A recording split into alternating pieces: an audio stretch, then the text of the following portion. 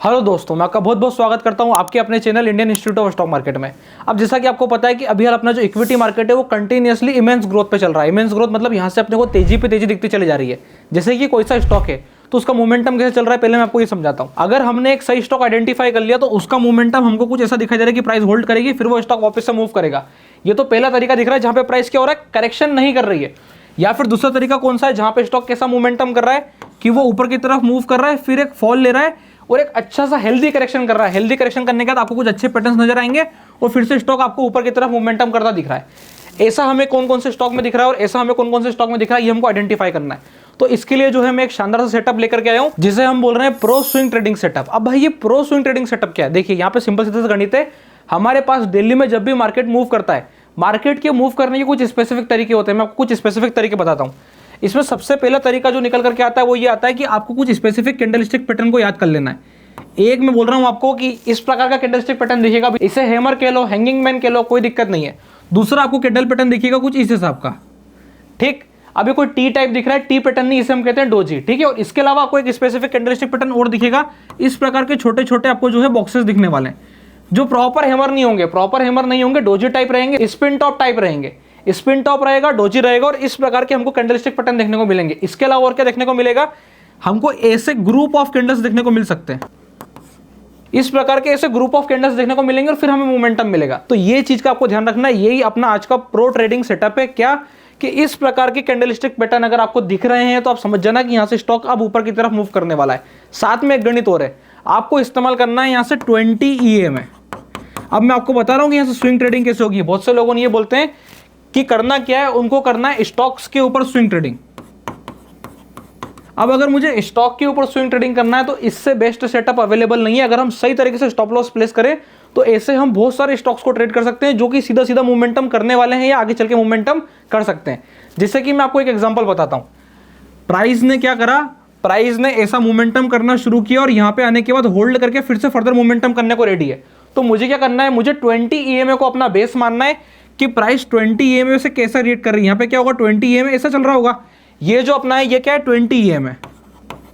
अगर ये 20 EMA तो प्राइस यहां पे कुछ ऐसा बिहेव कर रही होगी। अब आप देखिए इस जगह पे जो मार्केट ने पॉज लिया होगा, आपको यहां ढूंढना है कि यहां पर जो मैंने आपको कुछ स्पेसिफिक पैटर्न्स बनाए वो दिखे क्या। फिर अभी अपन चलेंगे कुछ स्पेसिफिक स्टॉक्स पे जहां पे ऐसी सिचुएशन बन रही है कि, और ऐसे स्टॉक्स भी ढूंढेंगे जहां पे ऐसा हुआ था और फिर स्टॉक ने गजब के मोमेंटम किए। अब ये जो स्ट्रेटेजी है ये किन लोगों के लिए, किन लोगों के लिए मतलब यहां पर किस प्रकार से ट्रेडिंग करनी है, क्या हमारे रूल्स होने चाहिए और कैसे हमको अब चीजों को सम अप करना है।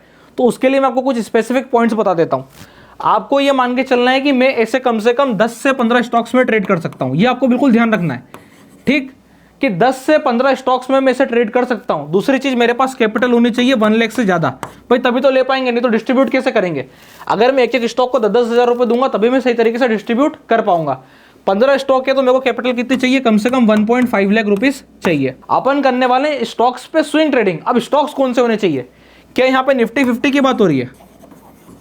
बिल्कुल भी नहीं, यहाँ पे निफ्टी 50 की बात बिल्कुल भी नहीं हो रही है। हम कोई टॉप क्वालिटी के स्टॉक्स में नहीं जा रहे हैं। फिर हम जाके बात कर रहे हैं जिनका मार्केट कैप छोटा है। मार्केट कैप छोटा है मतलब 10,000 करोड़ से जो छोटी कंपनी है, 20,000 करोड़ से जो छोटी कंपनी है, उसमें जाके हमें ट्रेड करना है। अब ऐसा क्यों करना है, देखिए वहां पे जाके एक बेनिफिट निकल के आता है। जब भी मार्केट ऊपर की तरफ ट्रेंडिंग होता है, ये जो स्टॉक्स होते हैं इनमें ग्रोथ की संभावना बहुत ज्यादा होती है। हमारा टारगेट पता है क्या है, 10% का हमारा ओवरऑल प्रॉफिट बुकिंग है। मतलब हमें इससे कोई फर्क नहीं पड़ता 10% एक दिन में मिल रहा है या 10% को मिलने में 10 दिन लग रहा है। और हमारे स्टॉप लॉसेस क्या होंगे, प्रीवियस स्विंग लो।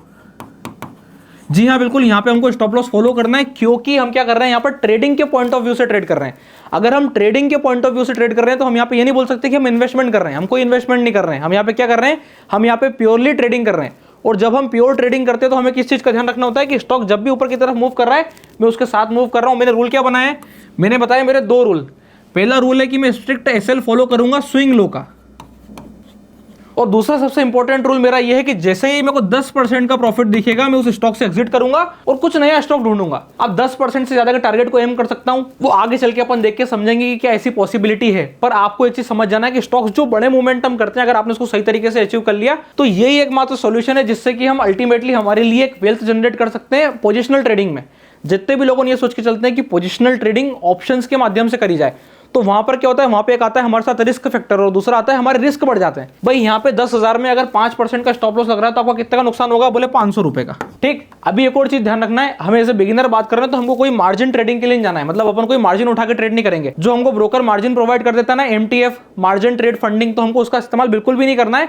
हम जो भी ट्रेड करेंगे हमारी प्योर अपनी कैपिटल से करेंगे, अपने को किसी और की कैपिटल को इस्तेमाल नहीं करना है। अपनी कैपिटल पे जो भी सिचुएशन बनेगी, जब हम 3 महीने 5 महीने करके देखेंगे तो हम समझ जाएंगे कि हाँ ये एकदम सही तरीका है।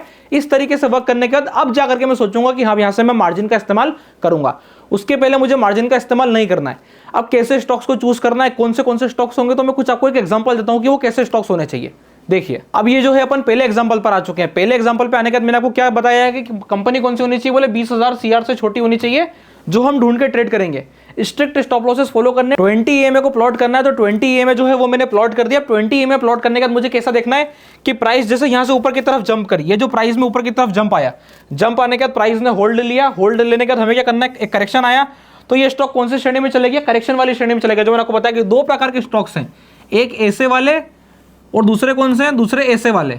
तो इसमें इसने दोनों प्रकार से बिहेवियर और मोमेंटम करा है। अब आप देखिए यहां पे क्या हुआ, प्राइस ने ऊपर की तरफ मूव किया, ऊपर की तरफ मूव करके आने का, जो मैंने आपको कहा था कि ग्रुप ऑफ कैंडल्स आपको दिखाई देंगे, और ग्रुप ऑफ कैंडल्स दिखने का जिससे अपने को मोमेंटम दिखा, यहां पे अपनी आती है एंट्री, ये होता अपना SL, और यहां से फिर अपने को बस कितना पॉइंट का वेट करना था, 10%। अब जैसे हमको 10% स्ट्राइक हुआ, एग्जिट, या तो हम इस स्टॉक में बाद में फिर कभी एंटर करेंगे जब हमें दोबारा से ऐसी सिचुएशन मिलेगी जो कि हमें फिर से यहां पर दिखाई दे रही है। तो ऐसा जब जब होगा 20 EMA के आसपास या 20 EMA से दूर, तब हम एंट्री करने के बारे में सोचेंगे। अब देखिए यहां पर भी वही सिचुएशन बन रही, करंट सिचुएशन पे अगर अपन बात करें तो वैसा ही हुआ, प्राइस ने होल्ड किया, 20 EMA को क्लियर किया।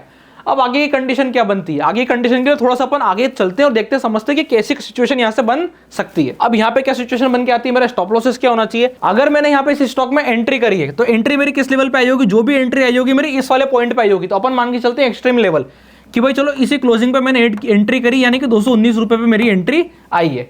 अब 219 रुपए पे एंट्री आने के बाद मुझे किस चीज का पता होना चाहिए, सबसे इंपॉर्टेंट पॉइंट है यहां से मेरा 10% का टारगेट और मेरा स्टॉप लॉस।